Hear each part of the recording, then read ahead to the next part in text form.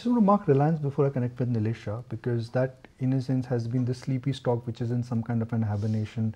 Debt concerns about what the balance sheet was versus where the balance sheet is headed, how gearing and leveraging seems to be increasing in a very obvious manner. Okay, we'll fire Reliance in a second, but let's connect with Nilesh Shah of Kotak AMC. Let's get his thoughts on where markets are headed. Nilesh bhai, always a pleasure to have you on ET Now. Thank you for joining us. Last couple of weeks, I would say it's been local versus global. Globally, things are okay. Locally, things are bad. Do you think this trend of local versus global will continue? First of all, Nikunj bhai, a very happy Samvat New Year to the viewers of ET Now and to everyone at ET Now. Second, in some sense, local and global are two opposite sides of a coin. And in some sense, they are on the same side. If stock prices go up, both local and global investors benefit. But the driver for local and global investors could be different. Global investors have much wider plate to invest into. Local investors, by definition, are constrained to invest in India. Global investors many a times come down, not top down. So many of them have established offices in India. Local investors, by definition, are more connected to the ground. I think there will be certain battles which will be fought between local and global. There will be certain battle where local and global investors will be on the same side. Having said that, do we see some amount of selling from foreigners? Yes, it is likely to continue.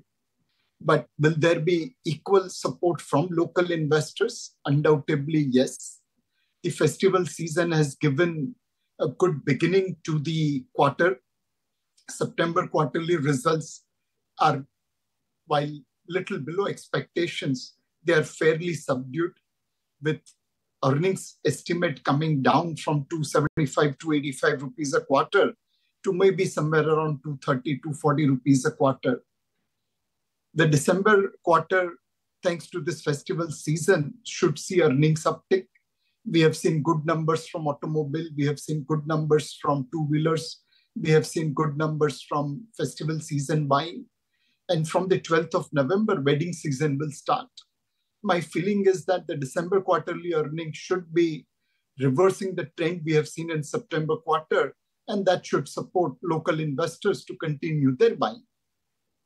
To draw everyone's attention to one missing link, which is that there is a big drop in government capex. Now, if budget numbers are to be believed, government, do you think, is likely to go on a binge in terms of increasing their expenditure? Because the budget estimates have to be met. That means on the expenditure front, on the government spending front, they will have to increase it by at least 20 to 25% in the second half of this year. Do you think we're in for a positive surprise, and that could surprise the market, and some of these companies and some of these stocks could get re-rated? Undoubtedly, yes, Nikunj bhai. The first half of the current year was impacted by heat wave, rains, election, which resulted into lower government spending. The total spending budgeted on capex is about 11,111 crore. The first 4 months, due to election cycle, resulted into much lower spending.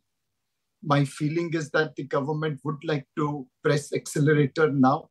And in the remaining 6 months, we will see somewhere near the budgeted number. Last year, against 10 lakh crore capex, the actual spend was 9,50,000 crore. As last 1 or 2 months, debt came under pressure because of election. There could be some amount of miss on 11,000 crore, but it's unlikely to be by a wider margin like last year. So my feeling is that we will see uptick to the economy from the government capex, lack of rains and heat wave, and the festival and wedding spending in December as well as March quarter. Nilesh, hi, morning, and wish you as well a profitable somewhat 2081 and a prosperous one at that. But, just wanted to understand, this week is quite critical, not just that you kickstart US elections, you've got the FOMC meeting, you've got some expectations of a China stimulus as well. You think because of such big events lined up both Far East as well as West, You think our markets will continue range bound in the very near term? Because there's lots for global markets, not just us, to absorb. Undoubtedly, we do get influenced by global events, and the US election are in some sense going to have a material impact in terms of policies, whether it is related to tariff, whether it is related to fiscal spending, or whether it is related to the way economy will move forward in US, which is the largest economy in the world. Many people on the street believe that China has withheld part of stimulus to wait and watch for what is US election.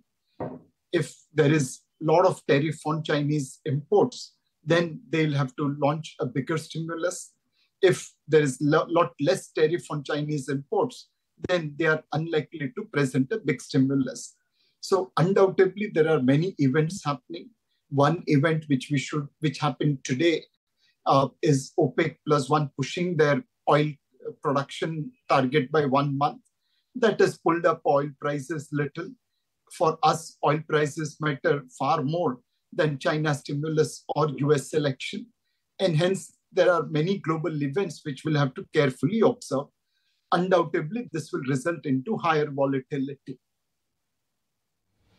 Right. Nilesh, wanted to also understand your outlook on the entire consumption space, because going by what, a lot of our experts have been alluding to, and just earnings in general, do you believe that we are likely to see a slowdown continuing? Because yes, there was that slight festive fervor, but going down the line, what's the long-term outlook when it comes to earnings? Are there going to be any select sectors that you'd be closely watching out for earnings surprises?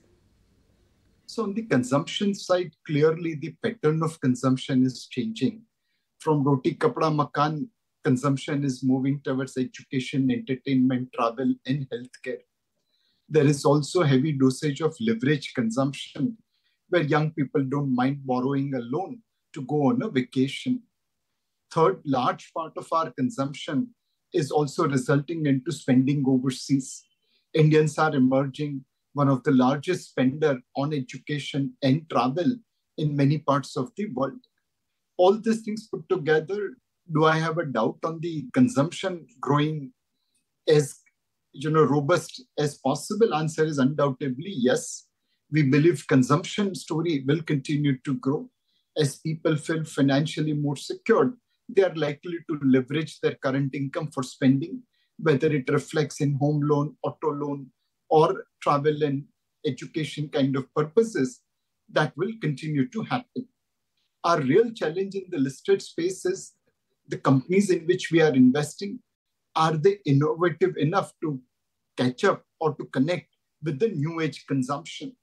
We have seen in FMCG consumer staple, many companies not able to connect with the Gen Z, and hence they are not able to penetrate the market. Under PM Gram Sadak Yojana, a lot of connectivity has happened in the villages. This has allowed distribution to expand. Many listed companies have not been able to invest into distribution expansion, and this is resulting into much stiffer competition for them. Third, the brand power seems to be kind of falling off.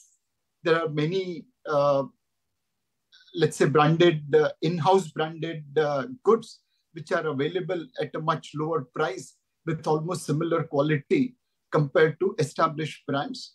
And people are buying cheaper version rather than branded version. Put all these things together, consumption will continue to grow, but we'll have to invest in those companies which are either innovative or which are leveraging distribution network or which are really, really cost competitive. Within this three parameters, you will still get your basket of consumption. Nilesh, I go back to that very basic question, which is that last 3 years, we've had double-digit returns. Next 3 years, are we in for double-digit returns? CAGR. Nikunj bhai, the time I'm taking to reply shows there is confusion in my mind. I'm quite sure that what return we have seen in last 3 years and last 5 years are unlikely to be repeated over next 3 years and 5 years.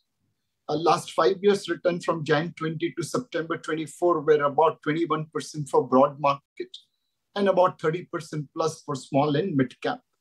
Those returns are unlikely to be repeated over next 3 or 5 years. Could returns still be in low double digit? Well, there is a fair possibility if India continues to deliver and other people continue to score self-code.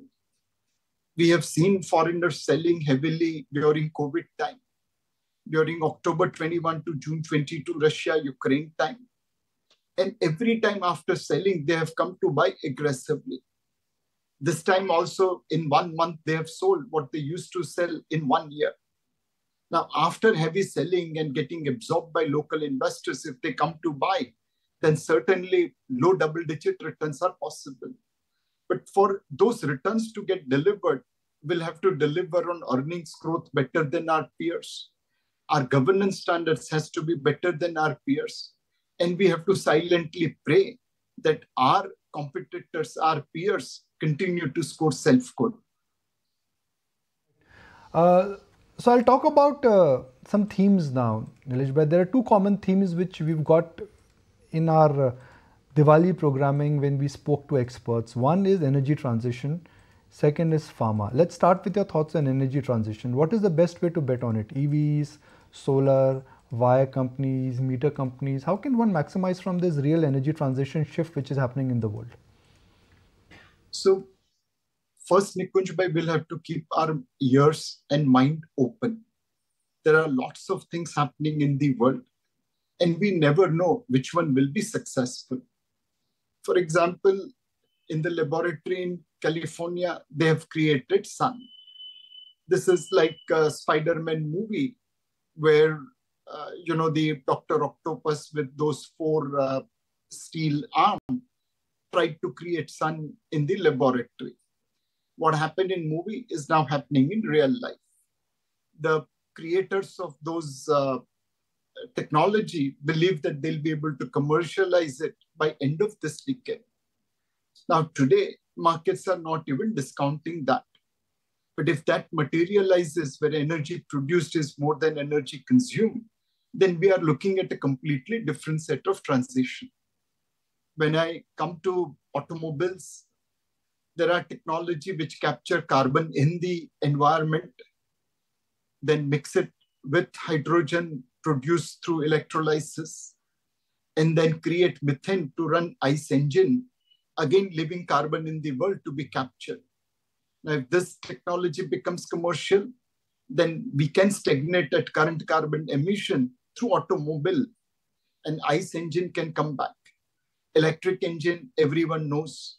Hydrogen fuel cell is something which people are talking about. So we never know in technology what will happen, how things will shape up, and hence we should keep our bets as diversified as possible. It's not going to give you maximum return, but certainly it will minimize the risk. Keep mind and ear open, read a lot, and look at the trends which are happening in the world and see how they are shaping up. Second thing, Nikunj bhai, this is the world where I believe software is getting commoditized and hardware might become the future. There are so many equipments, hardware, which will be needed to bring in the era of internet over things, which will require connectivity with artificial intelligence, which will require security for artificial intelligence. And I believe companies which are engaged in hardware, companies which are engaged in robotics, precision engineering, they can also be a good bet for riding this wave of disruptive technology. Finally, to an investor, I will say, keep your eyes and ears open outside of India as well. There are many funds which are available, which goes and invests in innovative companies around the world. Undoubtedly, in India, there are many industries and many technologies where we are not at all present. Those opportunities are available outside of India. So part of your allocation should be invested in global technology companies as well. Put together, we as fund manager will try to keep our mind open, try to read as much as possible, and keep our bets diversified till such time we get the conviction that this is the way forward. This will definitely not give us maximum return, but this will minimize the risk. Now you're talking, Nilesh, so quite curious to know what are those opportunities outside India and which are the funds that one can invest in via you guys, of course. So unfortunately, right now we have $7 billion cap on overseas investments by mutual fund. And my sincere request to the policymakers will be, look, we as a country cannot put our FX reserves into such disruptive technologies. But we as Indians can certainly put some amount into such disruptive technologies. What if some Indian would have gone and invested into NVIDIA when it was available at just $1 billion valuation? There is huge risk, but there is huge payoff. It is certainly not suitable to the government and the state of India, but it is certainly suitable to individual Indians who are willing to take risks. I just hope and pray one day the $7 billion limit increases, and then this kind of funds, this kind of opportunities will be made available. All right, Nilesh bhai, always a pleasure. And once again, season's greetings and best wishes for a year. Thank you very much, sir. If you like this video, then like, share and subscribe to ET Now.